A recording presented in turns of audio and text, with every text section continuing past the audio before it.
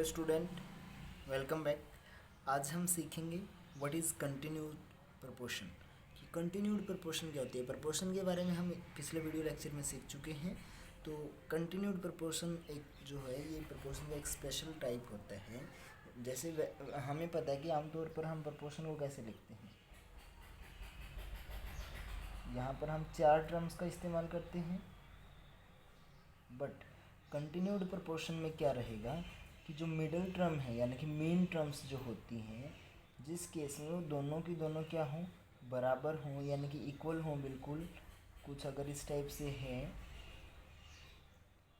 तो उसको हम कंटिन्यूड प्रपोर्शन बोलेंगे। और उसकी ए जो यानी कि पहली टर्म फर्स्ट टर्म क्या रहेगी ए, सेकेंड टर्म क्या हो जाएगी बी, और थर्ड टर्म क्या हो जाएगी सी। यानी कि कंटिन्यूड प्रपोर्शन में 3 ही प्रपोर्शन रहेंगे। टर्म तो वैसे 4 हैं, मतलब ए को हम फर्स्ट प्रपोर्शन बोलेंगे, बी को सेकंड प्रपोर्शन और सी को थर्ड प्रपोर्शन बोलेंगे, ठीक है। और बी को मतलब सेकंड की बजाय आप मेन प्रपोर्शन भी बोल सकते हो। और ए फर्स्ट रहेगा आपका, सी थर्ड, ठीक है। यानी कि जहाँ पर जो मिडल मेन टर्म्स हैं वो दोनों की दोनों सेम होती हैं। तो इसको लिखने का तरीका, जहाँ पे आपको अगर इसको हम अगर बोलना भी होगा कि ये नंबर प्रोपोर्शन में है, तो हम उनको सिंपल ये बोलेंगे कि a comma b and c are in proportion. अगर कहीं पे ये लिखा गया है, मतलब ये चीज़ है कि a comma b comma c, या फिर a comma b and c are in proportion, तो इसका मतलब क्या रहेगा कि वहाँ अब देखो प्रोपोर्शन में वैसे 4 होते हैं और आपको 3 बता करके ही 3 कोई भी नंबर दे करके अगर ये बोल दिया जाता है कि वो प्रोपोर्शन में है, तो इसका मतलब क्या रहेगा कि ए बी, दोबारा से बी और सी, यानी कि जब तीनों को ही प्रोपोर्शन बोला जाता है तो बीच वाला जो होता है उसको हम 2 बार लेंगे, ठीक है। या फिर इसका सीधा सीधा ये भी लिखने की बजाय आप सीधा ये भी लिख सकते हो कि a मल्टीप्लाई बी बराबर होगा किसके, b मल्टीप्लाई सी के। कब, जब a b और c किस में है, प्रोपोर्शन में हैं, तो ठीक है। या फिर जब आपको चेक करना होगा, 3 नंबर दे दिए जाएंगे आपको और पूछ लिया जाएगा कि क्या वो कंटिन्यूड प्रोपोर्शन में है, तो वहाँ पर भी आप क्या करोगे, a मल्टीप्लाई बी चेक करोगे कितना आता है, फिर b मल्टीप्लाई सी चेक करोगे क्या आया। दोनों इक्वल आए तो आप बोलोगे yes they are in continued proportion, और अगर इक्वल नहीं आया तो आप बोलोगे yes they are not in continued proportion. Okay, so अगर मान लीजिए कि आपको अब बात करते हैं कि मेन टर्म कैसे निकालनी है। जैसे कि आपका क्वेश्चन है कोई कि भाई find the main proportion between 16 and 25। क्या है, find the main proportion between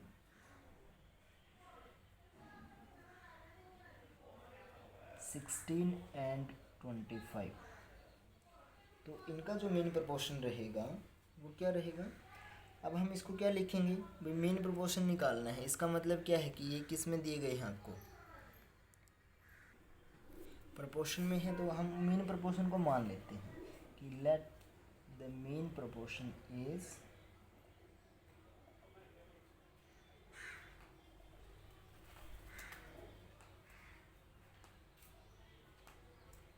proportional is x मान लिया। तो इसका मतलब क्या हुआ कि कौन वो जो टर्म्स हुई आपके पास वो क्या क्या हुई 16।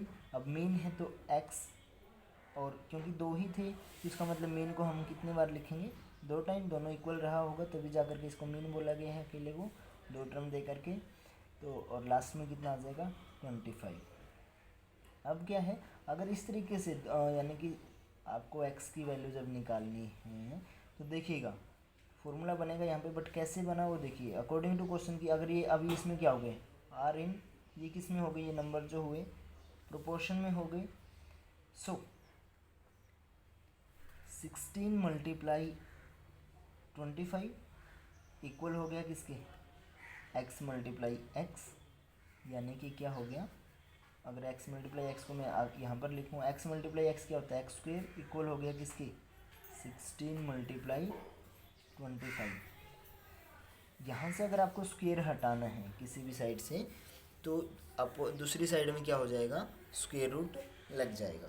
ठीक है, अब इनका स्क्वेयर रूट लग गया तो हमें स्क्वेयर रूट से बाहर निकालने के लिए सिंपल तरीका होता है कि आपके जो अंदर नंबर है अगर आप उनको किन्हीं भी दो नंबर की मल्टीप्लाई के रूप में लिख सकते हो कुछ इस टाइप से कि 16 को हम क्या लिख सकते हैं 4 मल्टीप्लाई 4 मल्टीप्लाई 25 को आप क्या लिख सकते हो 5 मल्टीप्लाई 5, यानी कि जो नंबर आपको दिए हैं अगर उनको आप जोड़ों के रूप में लिख सकते हो कुछ इस टाइप से पेयर्स के रूप में कि जो पहले नंबर को आप शो कर रहे हो किसी एक नंबर की खुद के साथ ही मल्टीप्लाई के साथ, उसी तरीके से दूसरे नंबर को भी आप शो कर रहे हो कि किसी भी एक नंबर की उस खुद के साथ ही मल्टीप्लाई के बाद, तो रूट के अंदर से जो पेयर में होता है वो एक बार बाहर आता है 4 और 5 से भी क्या होगा एक बार ही बाहर आएगा, यानी कि डबल 5 है तो यहाँ से भी एक 5 बाहर आएगा।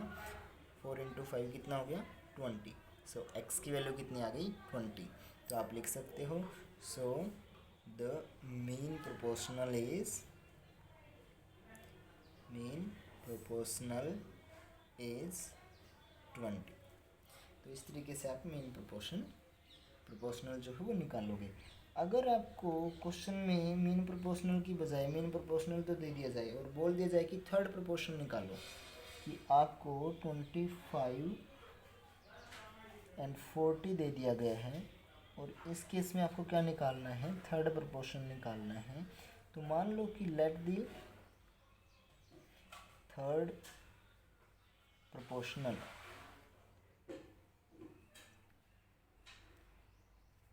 Is x।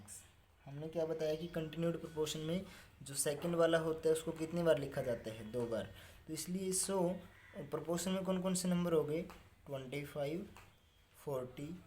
40 सेकंड टाइम दूसरे नंबर वाला था और फोर्थ पे क्या है x। क्लियर। सो यहाँ से अब क्या होगा सोल्व जब हम करेंगे तो आर इन प्रोपोर्शन लिख दो कि भाई ये किस में हो गए आर इन प्रोपोर्शन। तो यहाँ से आप नंबर कैसे निकालोगे मल्टीप्लाई कीजिए 25 मल्टीप्लाई एक्स क्या हो गया एक्सट्रीम की मल्टीप्लाई इक्वल होगी किसकी मीन की मल्टीप्लाई की, तो यहाँ से इसको हल कर देंगे हम x is equal to 40 multiply 40 divide by 25।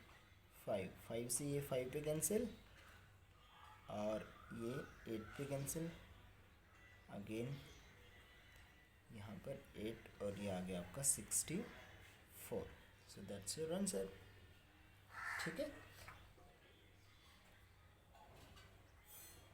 अब जैसे कि कोई नंबर अगर आपको दे करके पूछ लिया जाए कि check whether they are in continued proportion और नॉट, सपोज कीजिए कि आपको नंबर दिए गए हैं 5 25 एंड 125, तो आपको चेक करना है कि क्या ये कंटिन्यूड प्रोपोर्शन में है या नहीं है। तो कंटिन्यूड प्रोपोर्शन में कब होता है जब a मल्टीप्लाई बी इक्वल आता है b मल्टीप्लाई सी के।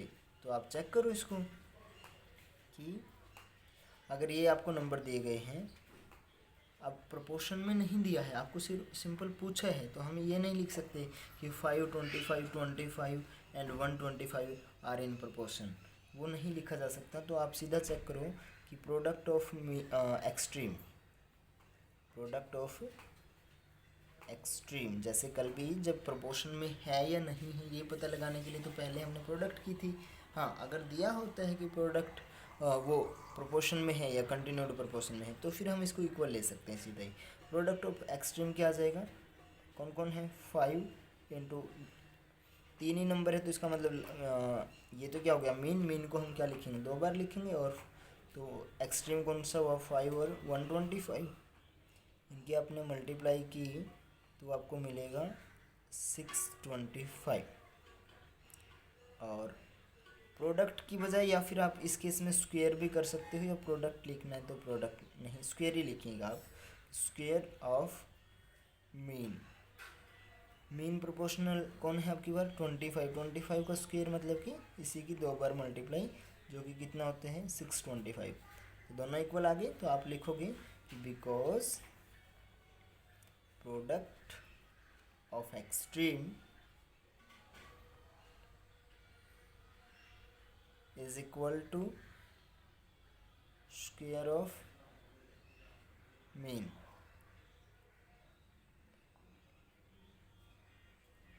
सो ऐसा है। सो 525 125 आर इन किसमें हो गया, continued proportion. Clear, that's it. So आज के लिए इतना ही। आपने सीखा कि कंटिन्यूड प्रोपोर्शन क्या होता है। कंटिन्यूड प्रोपोर्शन में 3 ही टर्म होती हैं। बीच वाली जो टर्म होती है उसको हम मीन प्रोपोर्शनल बोलते हैं। और जब हमें अगर उसके अलावा बाकी कोई वैल्यू निकालनी है या वो खुद निकालनी है तो वहाँ पे फॉर्मूला क्या रहेगा कि अगर मीन वाला तो निकालना है तो उसको पहले x मान लीजिए और जो एक्सट्रीम है उनकी मल्टीप्लाई कीजिए और उसके ऊपर स्क्वायर रूट लगा दीजिए, तो वहाँ से आपका मीन प्रोपोर्शनल निकल आएगा। अगर आपको मीन प्रोपोर्शनल की बजाय थर्ड प्रोपोर्शन निकालना है तो वहाँ पर आप सिंपल कैसे करेंगे कि पहले की भी मल्टीप्लाई किसके साथ करेंगे, मीन के साथ करेंगे, इक्वल टू रखेंगे। पहले की मल्टीप्लाई आप अगर थर्ड प्रोपोर्शनल निकालना है तो वहाँ पे x के साथ करेंगे जो कि आपने थर्ड प्रोपोर्शनल माना है। और आगे जो मीन आपकी टर्म दे रखी होती है यानी कि मीन प्रोपोर्शन, उसी को हम क्या करते हैं यानी कि सेकंड नंबर पर जो है उसका हम क्या कर देंगे स्क्वायर, यानी कि उसकी खुद के साथ ही 2 बार मल्टीप्लाई। ठीक है, तो वहाँ से आप वैल्यू निकाल सकते हो। चेक करना है तो अलग से एक्सट्रीम की प्रोडक्ट अलग से कीजिए, मीन का स्क्वायर अलग से कीजिए। दोनों इक्वल आए तो वो क्या हो जाएगा, कंटिन्यूड प्रोपोर्शन में रहेगा। अगर इक्वल नहीं आए तो कंटिन्यूड प्रोपोर्शन में नहीं होगा। So that's it for today. Bye bye students.